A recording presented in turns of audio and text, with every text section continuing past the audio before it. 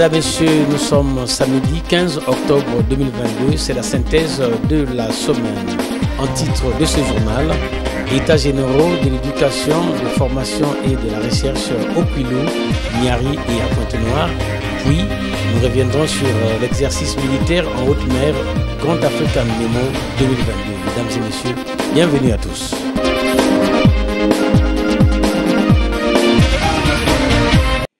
Les travaux de la consultation départementale du Kouilou, inscrits dans le cadre des États généraux de l'éducation nationale, de la formation et de la recherche, ont été lancés ce jeudi 13 octobre 2022 par le préfet du département du Kouilou, Paul Adondibouilou. Ces retrouvailles ayant connu la participation d'Albert Malonga, directeur de cabinet du haut-commissaire à l'organisation des États généraux de l'éducation nationale, de la formation et de la recherche, ainsi que d'autres cadres de l'enseignement, vise à trouver des approches nouvelles au profit de l'amélioration du système éducatif congolais. Deux temps forts ont constitué la toile de fond de la cérémonie. Le mot de bienvenue du sous-préfet de Luango, Alphonse Koutana, puis le discours de lancement des travaux du préfet du Kouilou. La présente consultation dans notre département a pour objectif de permettre à chacun de contribuer à la réflexion nationale tout en relevant les spécificités locales en vue de l'amélioration et du renouveau de l'environnement éducatif départemental et partant national. Comme le révèle l'analyse de la situation faite dans le cadre du plan de développement local du Kouilou, plusieurs mots minent le système éducatif du Kouilou, dont la symétrie de la carte scolaire, le déficit quantitatif et qualitatif du personnel, aussi bien enseignants, administratifs que d'encadrement, notamment des inspecteurs, le sous-équipement des établissements existants, ainsi que le manque de financement adéquat. Il s'agira donc au cours de nos travaux de répondre à deux questions essentielles, à savoir pourquoi les problèmes de notre système éducatif perdurent-ils? Que faut-il faire pour les résoudre durablement? Cette consultation départementale vise à recueillir les besoins réels exprimés par les communautés éducatives ainsi que les parties prenantes de chaque département.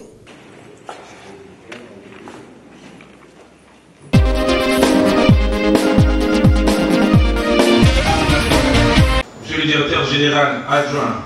La réunion de fixation des prix fiscaux de brut commercialisés en République du Congo au titre du troisième trimestre 2022 se tient à Pointe-Noire. La société organisatrice de ce comité est bien entendu l'opérateur pétrolier Total Énergie EP Congo. Les travaux relatifs à cette réunion ouverte ce mercredi 12 octobre 2022 ont connu la participation de plusieurs experts du domaine pétrolier. Emmanuel Libérel, directeur général adjoint de Total Énergie EP Congo, souhaitant la bienvenue au nom de son directeur général aux participants, a rappelé le contexte dans lequel se tient ce comité. La tenue de cette réunion intervient dans une période cruciale pour les marchés de l'énergie, impactés à la fois par les tensions internationales liées à la guerre en Ukraine, mais aussi par les fortes aspirations de la société pour développer des énergies renouvelables plus propres et plus durables. Total Énergie est depuis plusieurs années pleinement engagé pour relever ce double défi qui consiste à fournir plus d'énergie à ses clients et aux populations sur la planète, une énergie à la fois plus sûre, plus abordable et respectueuse de l'environnement. La vision de Total Énergie est que ce défi de la transition énergétique ne se fera pas en un jour et va nécessiter des investissements colossaux. Le marché mondial du pétrole reste dominé par des grandes incertitudes liées à une croissance exponentielle de la volonté du marché et une baisse de la liquidité. Maker Bachi, directeur de cabinet du ministre des Hydrocarbures, a, au nom du ministre de tutelle, ouvert les travaux insistant sur l'offre. Du côté de l'offre, sous fond de risque d'illiquidité croissante, l'OPEP a agi au mieux pour stabiliser les marchés en augmentant dans un premier temps la production de 648 000 barils jour pour les mois de juillet-août 2022, puis 100 000 barils jour en septembre 2022. C'est dans ce même souci de stabilisation des marchés que le ministre des Hydrocarbures a participé récemment en sa qualité de président de la conférence ministérielle de l'OPEP en présentiel à Vienne à la 45e réunion du comité ministériel conjoint de suivi et la 33e réunion ministérielle OPEP et non OPEP.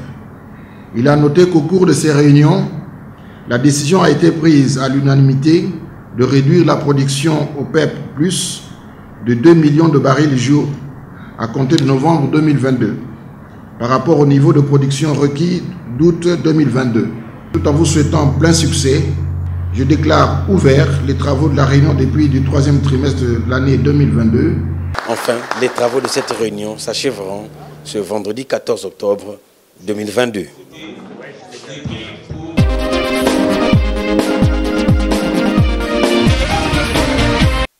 Pour donner un éclat particulier à la journée mondiale de la vue, célébrée le 13 octobre de chaque année, le Lions Club International District 403 B1, région 26 Pointe-Noire-Kouilou, a organisé ce jeudi 13 octobre 2022 une tribune de sensibilisation des parents d'élèves sur les troubles visuels de l'enfant en milieu scolaire et ses conséquences. Occasion pour son président, Bona Kimbembe Mabaou, de recadrer le discrédit fait au Lions Club International avant de justifier l'objet de la dite sensibilisation en 6 axes d'intérêt. Objet d'une sensibilisation que le docteur ophtalmologue Venceslas Ngoulou de restituer le contenu de sa thématique sur les troubles visuels de l'enfant scolarisé.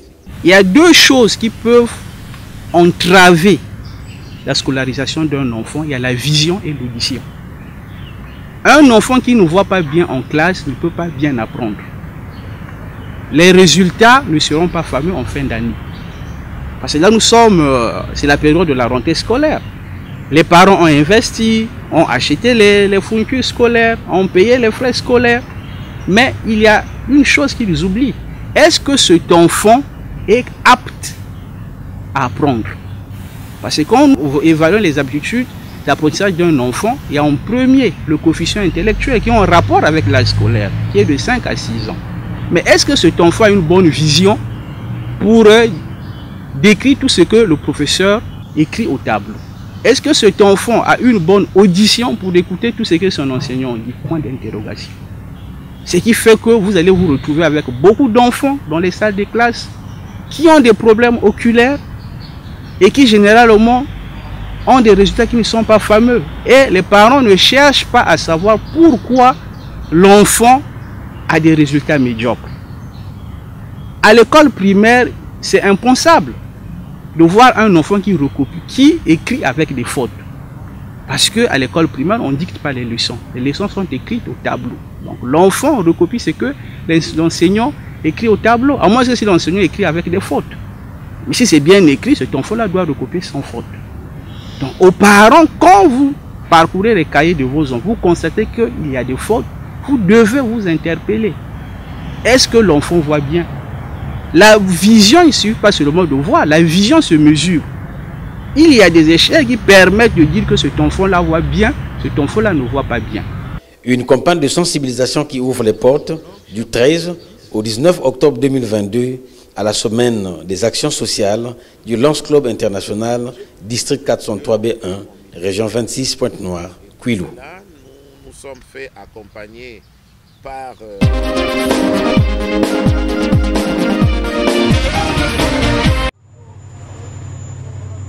C'est sur la thématique de la pêche illicite non réglementée que s'est tenu en haute mer congolaise à Pointe-Noire l'exercice Grand African Nemo 2022, jeudi 13 octobre.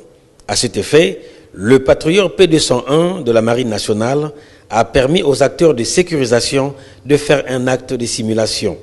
Exercice matérialisé par le redoublement d'efforts des marins en phase de démonstration de réponse navale face aux menaces des eaux continentales et du golfe de Guinée. C'est finalement après 4 heures d'exercice militaire que le patrouilleur P201 de la Marine nationale a accosté au quai D du port autonome de Pointe-Noire. Un exercice ayant donné l'occasion aux marins congolais et leurs partenaires opérant dans l'action de l'État en mer et dans les eaux continentales de booster leur capacité opérationnelle dans le golfe de Guinée. Le concept de l'action de l'État en mer et dans les eaux continentales a été développée au Congo parce que l'État, notre État, a reconnu que la mer, y compris les eaux continentales, constitue une richesse et qu'il faut la préserver, il faut la sauvegarder, il faut la protéger. Et donc, dans ce cadre-là, on a mis en place ce qu'on appelle le comité interministériel de l'action de l'État en mer et dans les eaux continentales. Et ce concept n'est autre que la mise en commun de tous les moyens de l'État qui ont des prérogatives en mer, sur fleuves, sur lacs, les cours d'eau, etc. C'est une opportunité de partage pour les différentes marines ayant participé à cet exercice. Nous ne pouvons avoir qu'une appréciation très positive, étant entendu que chaque fois que nous avons des exercices, chaque fois que nous avons demandé à nos compagnons des différentes administrations de se retrouver pour que nous parlions des sujets d'intérêt commun qui concernent la sécurité et la sûreté maritime, tant particulièrement en mer ou fleuve, ils ont toujours répondu présent. Et pour nous, c'est une sacrée aubaine qu'au niveau de notre État, de notre gouvernement, qu'on ait créé des facilités pour que les différents cadres des différentes administrations puissent se retrouver régulièrement, échanger et proposer une démarche qui permette au gouvernement d'assumer pleinement sa responsabilité dans le cadre de la sécurité et la sûreté de notre domaine maritime et dans les eaux continentales. Et pour nous, c'est une bonne plateforme et qu'on espère la rendre assez pérenne pour le bien du plus grand nombre. On rappelle, cet exercice tenu dans la zone militaire de défense numéro 1 s'est soldé par une mise au point en présence des autorités politico-administratives de Pointe-Noire et du Kwilu.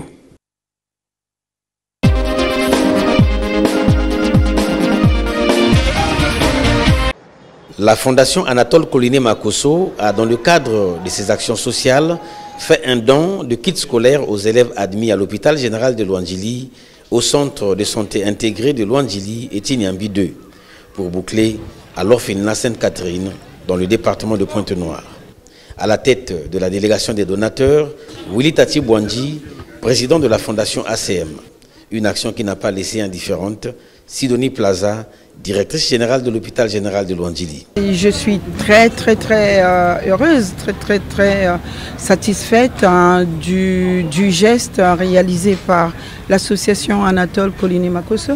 C'est un grand partenaire de l'hôpital général de Luandjili. Ce n'est pas la première fois. C'est quelque chose qui me va droit au cœur et qu'on ne peut qu'encourager de tels gestes.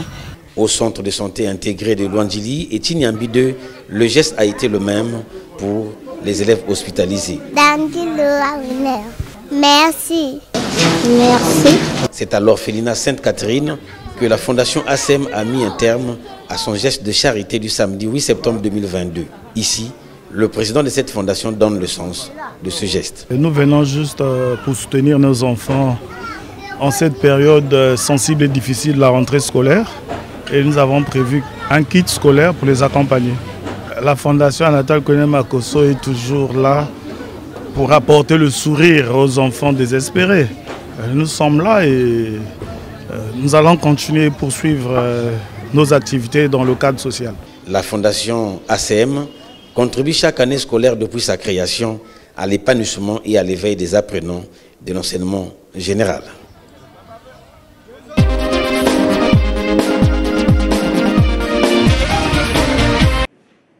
Nommé le 20 juillet 2022 et installé le 9 août 2022, en qualité de directeur départemental de la population de Pointe-Noire, David Missiribassi a effectué sa première descente au district sanitaire de Tchétché pour une communication de prise de contact avec les collaborateurs sous tutelle dans le but de faire connaître son département. Ce, en vue d'améliorer les statistiques sanitaires, rappelant à l'assistance les 12 missions de son département. Missions, j'en ai beaucoup, c'est 12 missions. Et puis pour résumer, au fait, c'est le directeur départemental de la population, il agit plus dans la prévention des pathologies et essayer d'être en communion avec la population du département de Pointe-Noire dans le but de prévenir d'autres pathologies qui peuvent exister dans la société. Pour se faire comprendre par le monde sanitaire, le nouveau directeur départemental a recadré le sens de sa communication. Depuis qu'on m'a intronisé, je ne me suis pas encore présenté auprès d'eux.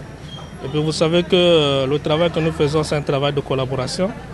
Donc il fallait que je me présente et puis qu'ils doivent savoir qu'il y a un directeur départemental de la population qui existe dans le département. Et puis il était question aussi d'expliquer les missions de la direction départementale de la population. Je pense qu'après notre travail, il y a toujours un rapport qu'il faut faire au niveau central. Le rapport ne dépendra pas seulement du directeur départemental, ça dépendra effectivement de ceux qui sont dans la périphérie et c'est ceux-là qui nous accordent les statistiques pour essayer d'harmoniser et puis faire un bon rapport au niveau central. Le nouveau siège de la direction départementale de la population aura son local à la Maison de la République, où les travaux de réfection sont très avancés pour le rayonnement de cette structure.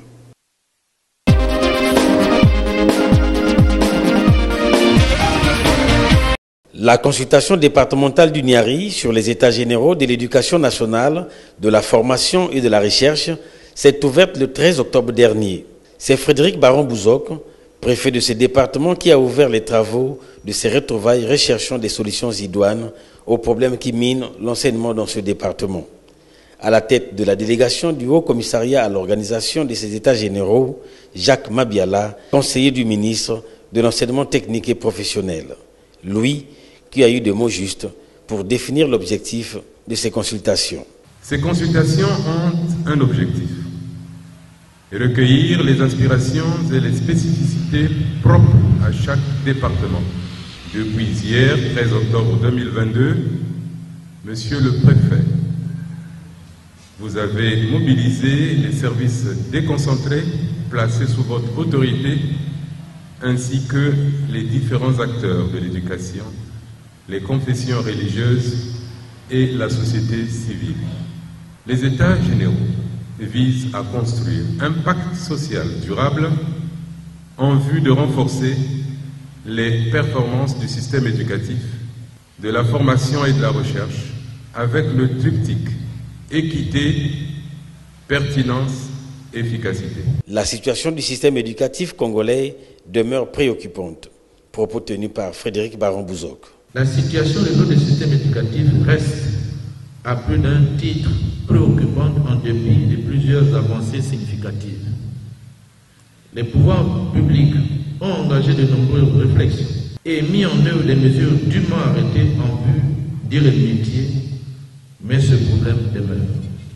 Face à la persistance de cette situation, le gouvernement républicain a décidé l'organisation des États généraux de l'éducation nationale, de la formation et de la recherche. Par la suite, les travaux ont démarré à travers un échange participatif. Et, dans sa ronde, Elo Matson Mompouya, voulant bien se rassurer de la tenue effective de cette consultation, a fait une adresse à l'endroit des parties prenantes. C'est une opportunité historique pour nous autres les enseignants, opportunité qui vient de nous être offerte par le président de la République, par monsieur le Premier ministre, chef du gouvernement, pour que nous ayons cette possibilité d'ausculter l'école congolaise, de diagnostiquer nos problèmes et d'envisager conséquemment la thérapeutique appropriée. Je crois que c'est notre aspiration commune que de voir l'environnement scolaire se transformer pour une éducation de qualité. Nous avons l'exceptionnel privilège de participer à ce challenge par nos échanges et il nous revient aujourd'hui d'envisager les choses de façon positive.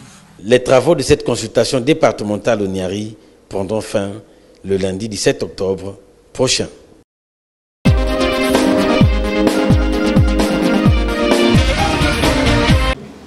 Une tradition militaire annuelle respectée ce lundi 10 octobre 2022 par la France, l'Union européenne et les forces armées congolaises en organisant à Pointe-Noire la 5e édition de l'exercice Grand African Nemo 2022. Un exercice multinational tenu en vue de sécuriser le golfe de Guinée contre les exactions maritimes récurrentes dans la lutte de protection, le contrôle de la piraterie et la pollution marine. Une cérémonie en 2 phases ayant captivé l'auditoire.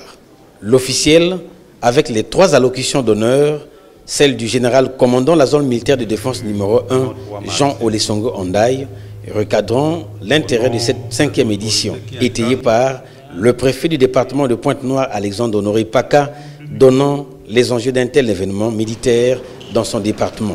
L'exercice maritime Grand Africa Nemo est ici la preuve patente de ce que la France et les pays du Golfe de Guinée ont désormais leur ouvrage commun, bâtir une zone maritime où la quiétude et la paix devront régner. Le défi de sûreté et de sécurité, tant en mer que dans les eaux continentales, constitue pour nous tous un leitmotiv pour un développement pacifique et harmonieux de l'économie maritime de notre beau pays, le Congo.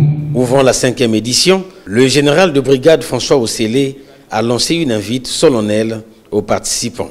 J'invite l'ensemble des participants du Grand Africa Nemo, comme pour les éditions précédentes, à faire preuve de beaucoup de disponibilité, d'assiduité, d'esprit de collaboration et d'ouverture, de grande capacité d'adaptation, en privilégiant l'atteinte de l'effet final recherché dans l'organisation répétitive de ce type d'exercice, à savoir un pas en avant chaque fois exécuté dans le processus de l'opérationnalisation de l'action de l'État en mer et dans les eaux continentales au Congo.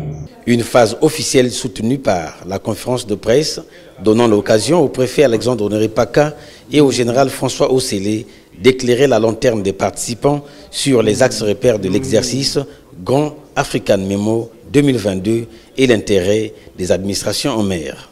Enfin, cette grand-messe militaire prendra fin le vendredi prochain.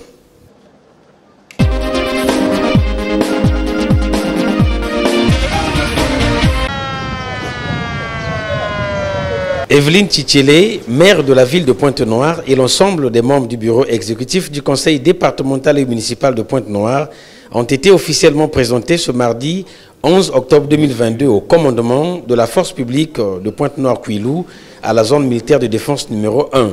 À l'office de cette présentation, le préfet du département de Pointe-Noire, Alexandre Honoré Paka, lui, qui a décliné les identités et fonctions de chaque membre du bureau exécutif, en commençant par la présidente du conseil départemental et municipal. Au nom de la force publique de Pointe-Noire-Kouilou, le général commandant la zone militaire de défense numéro 1, Jean Olesongo Ondaye, a rassuré ses visiteurs de la franche collaboration qui existera pour garantir la paix et la quiétude aux populations. Ce geste d'humilité nous convainc de leur volonté de regarder tous ensemble dans la même direction dans le cadre de l'exécution des ordres du président de la République, chef de l'État, chef suprême des armées, qui nous a toujours instruits de renforcer le lien armée et nation. Madame la présidente du conseil départemental et municipal, maire de la ville de Pointe-Noire, havre de paix, notre ville centenaire, merci, Madame la Présidente, d'être venue avec tous les membres du bureau exécutif, que je remercie en passant. Je voulais vous dire que la force publique est consciente, très consciente, que notre ville et notre population ont besoin de paix et de quiétude. Nous sommes conscients que notre capital économique a besoin de paix. La collaboration entre la mairie et la force publique pourra garantir à nos concitoyens les bienfaits et les délices de la paix. Après un échange à huis clos entre les corps constitués départementaux, civils et militaires, Evelyne Tchitchele a salué cette initiative. Il s'agit simplement de rappeler qu'il devait y avoir une grande complicité, une grande collaboration entre les forces publiques et la ville de Pointe-Noire. Parce qu'il s'agit, pour cette ville qui est un havre de paix, que toutes les conditions soient toujours réunies et tous les jours, qu'il y ait la quiétude, qu'il y ait la paix. Et c'est pour ça que nous avions besoin d'être avec nos amis des forces publiques pour dire que nous allons travailler ensemble pour l'intérêt de cette ville et de notre district de Tchambazassi. Enfin, cette rencontre s'est soldée par une photo solennelle.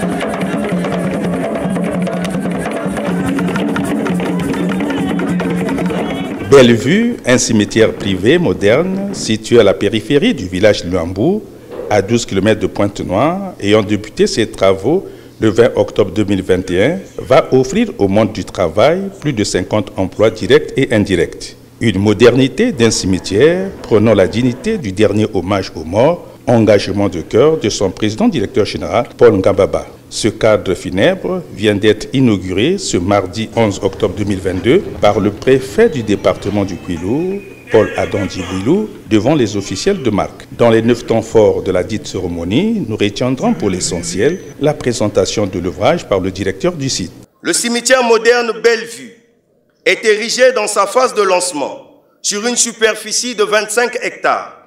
Les installations se présentent comme suit.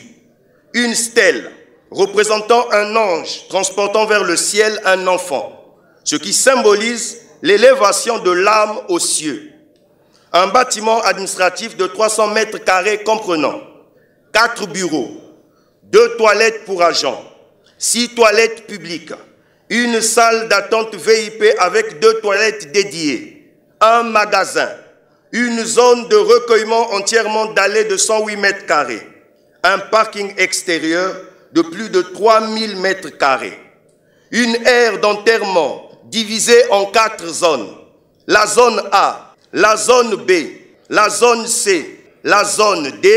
Les zones sont séparées entre elles par des avenues dallées, rendant aisés les déplacements à pied depuis l'entrée du site jusqu'au lieu du caveau. Un moment accompagnant la décoration des 6 agents sélectionnés, le rituel des sages suivi de la coupure du ruban symbolique, le dévoilement de la plaque inaugurale devant la stèle surplombée d'un ange montant au ciel.